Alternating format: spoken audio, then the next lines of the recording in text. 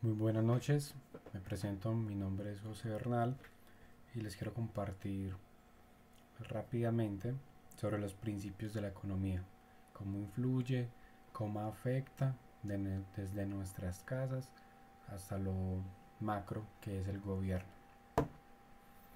Entonces les voy a hablar un poco rápidamente de este profesor, Gregory Marquin. Es un profesor de economía de la Universidad de Harvard. Como profesor ha enseñado macroeconomía, microeconomía, estadística y principios de economía. Es un político escritor y un participante habitual en debates académicos y políticos y vive con su esposa y con sus 3 hijos. Ese es el libro donde vamos a compartir un poco de los principios de la economía. La palabra economía significa el que administra una casa. En una casa se deben tomar muchas decisiones. Debe decidirse cuáles tareas serán realizadas por cada uno de sus miembros y que recibirán a cambio e igualmente que en una casa. La sociedad enfrenta numerosas decisiones. Una sociedad debe encontrar la manera de decidir qué trabajos deben de realizarse y quién llevará a cabo estas tareas. Por tal motivo, nos lleva a estudiar estas 3 razones de la economía. La primera razón es que lo llevará a comprender el mundo en el que vive, en el mundo que vivimos. La segunda es lo que hará de usted un participante más experto en la economía. La tercera razón es que le dará una mejor comprensión tanto del potencial como de los límites de la política económica.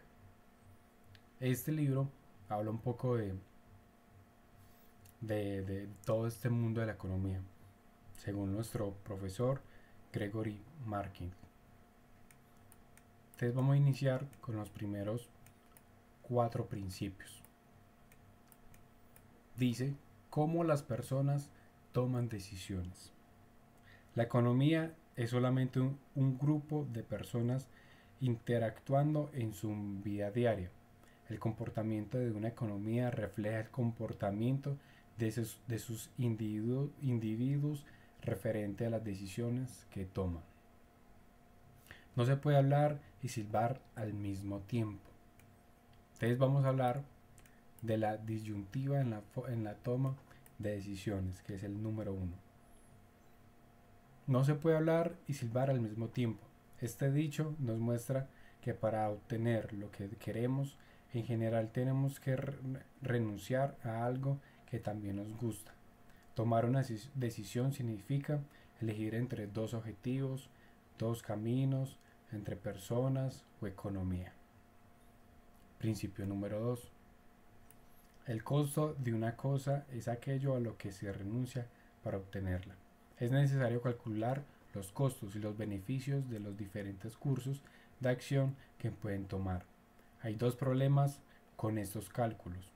El primero es que incluye cosas que no son realmente los costos de estudiar en la universidad, como alojamientos, comida, pasajes. Y el segundo afecto es el tiempo. Hay que dedicarle mucho tiempo al estudio y no se puede trabajar o hacer otras actividades que generan ingresos.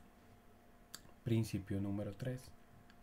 Una persona racional. Las personas racionales piensan en términos marginales. Una persona racional, dadas las oportunidades, hace todo lo posible por lograr sus objetivos, sus metas, sus propósitos. Los economistas utilizan el término cambio marginal para describir los pequeños ajustes que realizamos a un plan que ya existía. Cuarto, dice las personas responden a los incentivos. Las personas racionales responden a los incentivos debido a que toman sus decisiones comparando los costos y los beneficios. Un economista llegó a decir que la economía puede resumirse en la siguiente frase: las personas responden a los incentivos, los demás es irrelevante. Ahora vamos a pasar al quinto, sexto y séptimo principio. ¿Cómo interactúan las personas? Quinto principio, comercio y bienestar. El comercio entre dos naciones no es como una competencia deportiva en la que uno gana y otro pierde. Por el contrario, el comercio entre dos países puede mejorar el bienestar de las naciones participantes. Los países, como las familias, se benefician del comercio entre sí, ya que les permite especializarse en lo que hacen mejor y disfrutan así de una mayor variedad de bienes y de servicios. El sexto nos habla de economía de mercado. La mayoría de los países que alguna vez tuvo una economía de manera centralizada ha abandonado ese sistema y está tratando de desarrollar una economía de mercado. En una economía de mercado, las decisiones que antes se tomaban de manera centralizada son sustituidas por las decisiones de millones de empresas y familias. Las empresas son las responsables de decidir a quién contratan y qué fabricar. Las familias, por su parte, deciden dónde trabajar y qué desean comprar con sus ingresos. Las empresas y las familias interactúan en el mercado, en donde los precios y el interés personal orientan sus decisiones. Principio número 7. El gobierno y la mano invisible. Una de las razones por las cuales necesitamos al gobierno es porque la magia de la mano invisible de la economía solo funciona cuando aquel hace valer las reglas y mantiene las instrucciones que son clave para el libre mercado. Pero más importante aún es el hecho de que las economías de mercado necesitan instituciones que hagan valer los derechos de propiedad de las personas para que estas puedan ejercer propiedad y control sobre los recursos escasos. Vamos a hablar del octavo y noveno principio. ¿Cómo funciona la economía? Productividad, niveles de vida. Casi todas las variedades de los niveles de vida pueden atribuirse a las diferencias existentes entre los niveles de productividad de los países, esto es, la cantidad de bienes y servicios producidos por cada unidad de trabajo.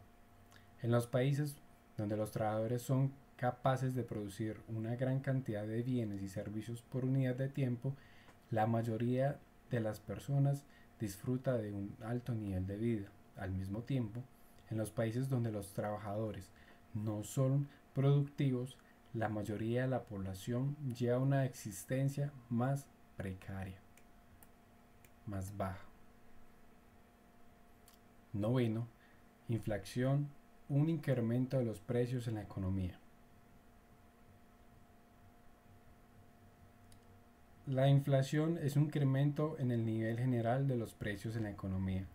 Cuando un gobierno emite grandes cantidades de dinero, el valor de este disminuye y la alta tasa de inflación se relaciona con un rápido aumento en la calidad de dinero en circulación y, del mismo modo, la baja inflación en años recientes está asociada con un lento crecimiento de la cantidad de dinero. Y por último, el décimo, inflación y desempleo. La mayoría de los economistas describen los efectos a corto plazo de un incremento de dinero de la siguiente manera. En la economía, un incremento en la cantidad de dinero estimula el nivel total de gastos y, por ende, estimula también la demanda de bienes y servicios.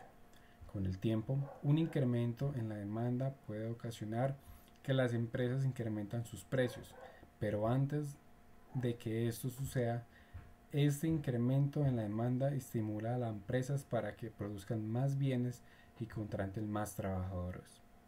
Un incremento en el número de trabajadores contratados reduce el desempleo.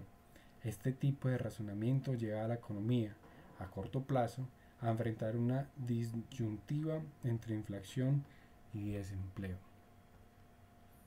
De lo leído o lo dicho, lo que entendí o lo que me llamó mucha atención, me gustó, que la economía inicia desde la casa.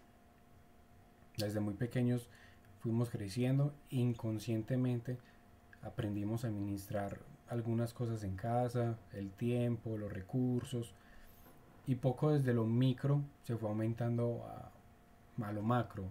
Ya era algo como estudio o se volvía algo laboral, ya el gobierno, ya uno hacía un intercambio en una tienda o un supermercado, esas diferentes de entidades, pagos.